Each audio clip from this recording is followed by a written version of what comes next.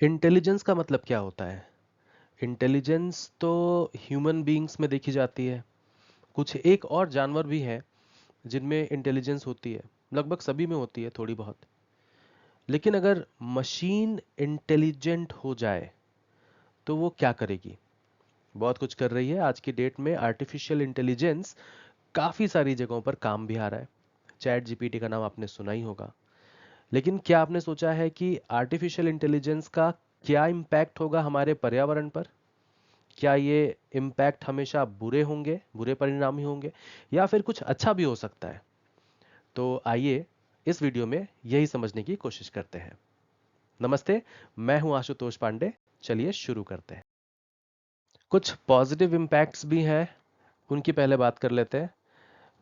तो आज की डेट में क्लाइमेट डेटा बहुत सारा अवेलेबल है हमारे पास, और बहुत सारा डेटा होने के बाद उसको अगर हम प्रोसेस करते हैं आर्टिफिशियल इंटेलिजेंस की मदद से, तो हम मौसम में होने वाली परिवर्तनों को ज़्यादा बेहतर तरीके से प्रेडिक्ट कर पाते हैं। कैसे होता है ये? इस टेक्नोलॉजी को ही हम आर्टिफिशियल इंटेलिजेंस कह रहे हैं। बहुत सारे और एग्जांपल्स होंगे, मैंने यहाँ पर क्लाइमेट डेटा के तौर पर एक एग्जांपल को लिया है बस। तो एक्चुअली एआई है क्या? तो एआई को हम मान सकते हैं, इसको रेफर किया जा सकता है एक सिस्टम्स और मशीन्स। यहाँ पर सिस्टम्स और मशीन्स है that perform tasks that typically require human intelligence. ऐसे टास्क जिसमें ह्यूमन इंटेलिजेंस की रिक्वायरमेंट हो, उन्हें अगर मशीन्स करने लग जाए, ठीक है, and can iteratively improve themselves over time. और मशीन्स अपनी ही गलतियों से सीख करके अपने आप को इम्प्रूव करने लग जाए समय के साथ साथ। ठीक है, आपने कोई रिस्पॉन्स आया मशीन का, आपने उसको कोई फीडबैक दिया, उस फीडबैक को सीख करके वो बेहतर रिस्पॉन्स करे अगली बार, based on the information they collect. है ना, आपने कोई जो ये इंफॉर्मेशन, मतलब पिछली गलती को सुधारने के लिए कुछ इंफॉर्मेशन ऐड की गई, कुछ डेटा ऐड किया गया। On the basis of that data machine ने अपने आप को मॉडिफाई कर लिया, बेहतर कर लिया। ठीक है, डेविड जेनसन जो कि कोऑर्डिनेटर है यूनाइटेड नेशंस एनवायरनमेंट प्रोग्राम के, उन्होंने ऐसा डेफिनेशन बताया। और वो ये भी कहते हैं कि बहुत सारे एरियाज हैं जहाँ पर एआई बहुत इंपॉर्टेंट रोल प्ले कर सकती है, जहाँ हम एनवायरमेंटल चैलेंजेस को ट्रैक कर सकें। ठीक है, जैसे we can design more energy efficient buildings, जैसे ग्रीन बिल्डिंग्स को डिज़ाइन करना है, इस तरह की चीज़ें हैं, तो एआई एक बेहतर विकल्प हो सकता है वहाँ पर। इसी तरह से अगर कहीं पर डिफॉरेस्टेशन हो रहा है, उसकी मॉनिटरिंग करनी है, AI can be a good tool. Optimizing renewable energy deployment, renewable energy का डिप्लॉयमेंट किस तरीके से हो रहा है उसको ऑप्टिमाइज करने की अगर ज़रूरत है, एआई कैन हेल्प। तो एआई सही मायनों में इन्वायरमेंट के लिए काफ़ी मददगार भी साबित हो सकती है। This can be on a large scale, such as satellite monitoring of global emissions, or sometimes at smaller scales also, such as small house automatically turning off lights, or heat for that matter, if after certain time it is not required. तो artificially sense करके कोई machine अगर आपके AC को बंद कर दे अगर temperature काफ़ी कम हो गया है तो, या फिर आपके फ्रिज के टेम्परेचर को ऑप्टिमाइज करता हुआ रहे बाहर के टेम्परेचर के साथ, तो हो सकता है कि ज़्यादा एनर्जी एफिशिएंट इक्विपमेंट हम बना पाए। और अगर एनर्जी एफिशिएंसी अचीव हो पाती है आर्टिफिशियल इंटेलिजेंस से, तो ये एनवायरनमेंट के लिए अच्छा ही माना जाएगा। अगला पॉजिटिव इम्पैक्ट है मीथेन एमिशन को मॉनिटर करना। ठीक है, जैसे United Nations Environment Programme UNEP जो है, वो मीथेन के एमिशंस को मॉनिटर करता है। ठीक है, इनका एक इनिशिएटिव है WESR डिजिटल इकोसिस्टम, जो कि इंटरनेशनली क्या कर रहा है, मीथेन एमिशन ऑब्जर्वेटरी को मैनेज कर रहा है। ठीक है, इसका ही इनिशिएटिव है। तो यहाँ पर जो प्लेटफॉर्म है वो global public database of empirically verified methane emissions करके है, जो कि एआई का यूज कर रहा है स्ट्रेटेजिकली इंटरकनेक्ट करने के लिए इस डेटा को with action on science, transparency and policy to inform data driven decisions. इस डेटा के ऊपर बेस्ड डिसीजंस लेने के लिए एआई टूल का इस्तेमाल किया जा रहा है। तो IMEO की जो टेक्नोलॉजी है वो अलाउ करती है डेटा को कलेक्ट करने में, इंटीग्रेट करने में diverse methane emission data streams, और उसके अलावा इस्टेब्लिश करने में global public record of empirically verified methane emissions at an unprecedented level of accuracy. ऐसी एक्यूरेसी इससे पहले कभी नहीं थी। एआई के आने के बाद ये एक्यूरेसी काफ़ी ज़्यादा बढ़ चुकी है अकॉर्डिंग टू जेंसन। तो इस तरीके से जो एनर्जी सेक्टर में मीथेन एमिशन हो रहा है उसको कम करना और एक फिजिबल तरीके से इफेक्टिव वे दे रहा है। क्लाइमेट के अंदर जो ग्लोबल वार्मिंग हो रही है, क्लाइमेट चेंज हो रहा है, उसको भी कम करने में मदद करने की ये कोशिश कर रहा है एआई की मदद से। तो काफ़ी महत्वपूर्ण है इस तरीके से, अगर एआई क्लाइमेट चेंज का जो इफेक्ट है, ग्लोबल वार्मिंग का जो इफेक्ट है, उसको कम कर पाए तो। एआई और क्या मदद कर सकता है हमारी? तो एयर क्वालिटी को ट्रैक करने में एआई हमारी हेल्प कर सकता है। और यूनाइटेड नेशंस एनवायरनमेंट प्रोग्राम ने को फाउंड किया है IQ एयर के साथ एक पार्टनरशिप करके, और उसको नाम दिया है GEMS air pollution monitoring programme, जो कि largest global air quality information network है पूरी दुनिया में, और ये एआई बेस्ड है। तो इसकी मदद से डेटा कलेक्ट किया जा रहा है करीब 25,000 एयर क्वालिटी मॉनिटरिंग स्टेशन का। ठीक है, अगर सोचिए ये काम मैन्युअली किया जा रहा हो तो कितना ज्यादा इसमें मैन पावर, टाइम लग जाएगा, ये सारी चीजें लगेंगी। तो 140 देशों का डेटा ये इकट्ठा कर रहा है 25,000 के करीब स्टेशन, मॉनिटरिंग स्टेशन जो होते हैं वहां से, और यहाँ एआई का यूज कर रहा है ताकि real time air quality on populations and ये पता किया जा सके, और किसी भी तरह का कोई मिसहैप होने पर तुरंत इंफॉर्मेशन को वहां तक शेयर किया जा सके जहां इसकी जरूरत है, ताकि किसी भी तरह का हेल्थ प्रोटेक्शन मेजर अगर लेना हो तो वो लिया जा सकता है। इसके अलावा एआई का जो पॉजिटिव इम्पैक्ट है वो है कि वो एनवायरमेंटल फुटप्रिंट्स को मेजर करने में भी काम आ सकता है। एनवायरमेंटल फुटप्रिंट्स मतलब आपने क्या एमिशन किया अगर आपने कोई प्रोडक्ट यूज किया। ठीक है, तो इकोलॉजिकल फुटप्रिंट, कार्बन फुटप्रिंट या एनवायरमेंटल फुटप्रिंट, ये सारी चीजों को हम एआई के मदद से मेजर कर सकते हैं, कैलकुलेट कर सकते हैं। ठीक है, कोई प्रोडक्ट है मान लीजिए, जैसे सपोज आप एयर ट्रैवल कर रहे हैं हवाई जहाज से, है ना?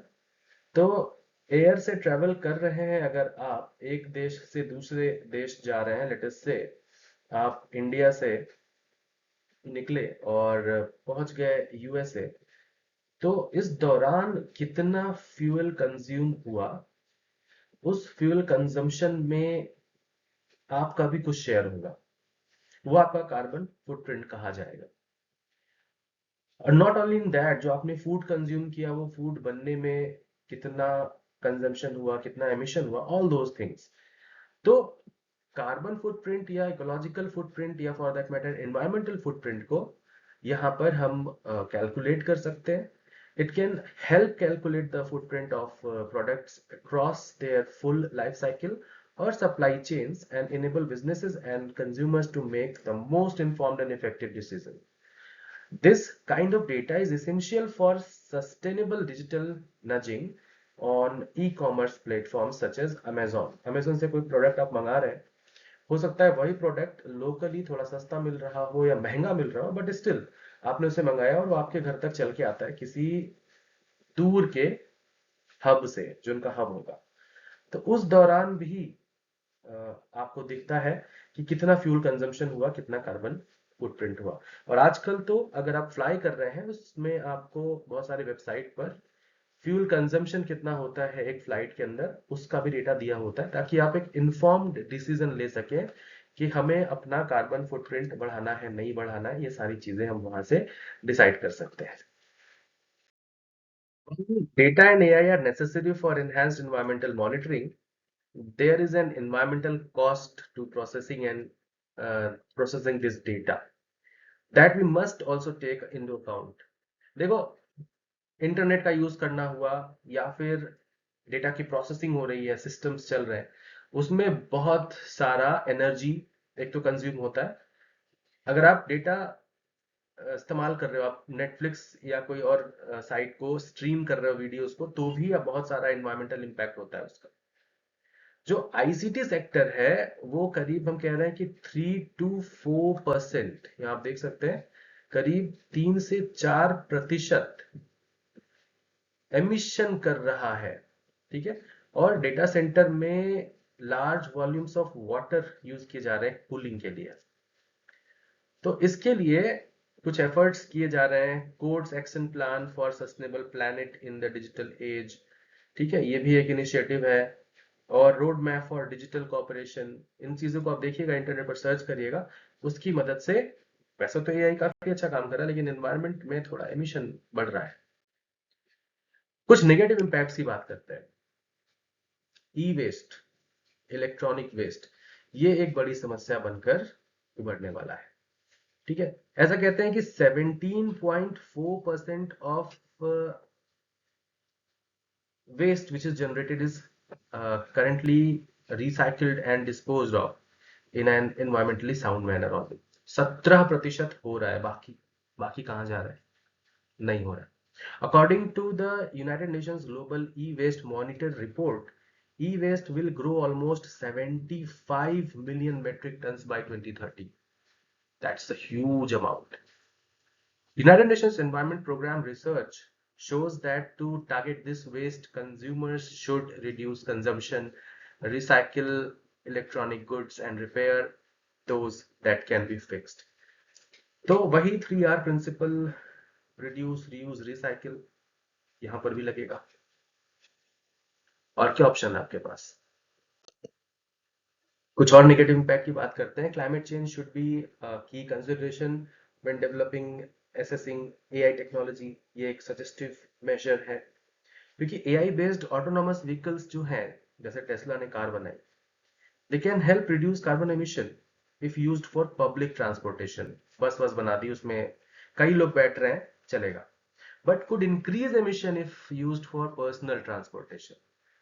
अब आप ढेर सारी कार बना दो, बस में मान लो 30 लोग बैठते हैं, अब 30 अलग अलग कार्स हैं, उसमें 30 अलग अलग लोग बैठकर कहीं जा रहे हैं, फॉर दैट मैटर, तो वो ज्यादा एमिशन करेगा। अब आप बोलोगे कि हम बैटरी वाली कार बना देंगे। बैटरी भी रिसाइकलेबल होती है, लेकिन बहुत सारा पार्ट उसका भी रिसाइकल नहीं हो सकता। बैटरी को चार्ज करने के लिए इलेक्ट्रिसिटी चाहिए। अगर आप सोलर एनर्जी का यूज करके चार्ज कर रहे हो तो वेल एंड गुड, लेकिन अगर आप थर्मल पावर प्लांट से आने वाली बिजली से ही अपने ईवी को चार्ज कर रहे हैं, तो आप एनवायरमेंट का कोई भला नहीं कर रहे हैं। माफ कीजिएगा, कोई भला नहीं कर रहे हैं। कुछ और इम्पैक्ट हैं, जैसे AI effects the climate in many ways, both positive and negative, and most of these effects are poorly quantified. ज्यादा पता नहीं है अभी हमें, क्वांटिफिकेशन नहीं किया गया, रिसर्च बहुत ज्यादा हुई नहीं है। जैसे AI is being used to track and reduce deforestation, but AI based advertising system are likely to make climate change worse by increasing the amount that people buy। AI का यूज करके जब advertising industries advertisement आपको दिखाएंगे, तो काफी ज्यादा focused advertisements होंगे। आपकी जो रिक्वायरमेंट है, आपको वही एड बम्बार्ड किए जाएंगे आपके मोबाइल फोन पर, आपके स्क्रीन पर, जहां भी आप देख रहे हैं। वैसी स्थिति में आप अगर उन चीजों को खरीदते हैं, क्योंकि आप एडवर्टाइजमेंट का काम क्या है, उन चीजों को भी आपको बेच देना जिसकी आपको जरूरत नहीं। और वैसी स्थिति में जब आपको टारगेटेड एडवर्टाइजमेंट्स दिखाए जाएंगे, तो आप ज्यादा प्रोडक्ट्स खरीदेंगे, ज्यादा कंज्यूमरिज्म बढ़ेगा, और ज्यादा एमिशन होगा, ज्यादा वेस्ट क्रिएशन होगा। Again a negative impact of AI. अरे रुकिए रुकिए रुकिए, कहाँ जा रहे हैं? रुकिए, पहले इस वीडियो को थोड़ा लाइक कर लो, सब्सक्राइब कर लो चैनल को, वो जरूरी है। और हाँ, एआई अच्छी चीज है, बुरी चीज है, दोनों है, लेकिन धरती जो हमारी है वो एकमात्र ऐसा प्लेनेट है जहां पर हम सरवाइव कर सकते हैं। तो ई वेस्ट ज्यादा जनरेट ना हो, ज्यादा कार्बन का एमिशन ना हो, ये सब चीजों का ध्यान रखना हम सबकी जिम्मेदारी है। और जो भी टेक्नोलॉजी आपके सामने आ रही है, उसका उतना ही यूज करें जितना जरूरी हो। ठीक है। Thank you very much for watching. जय हिंद।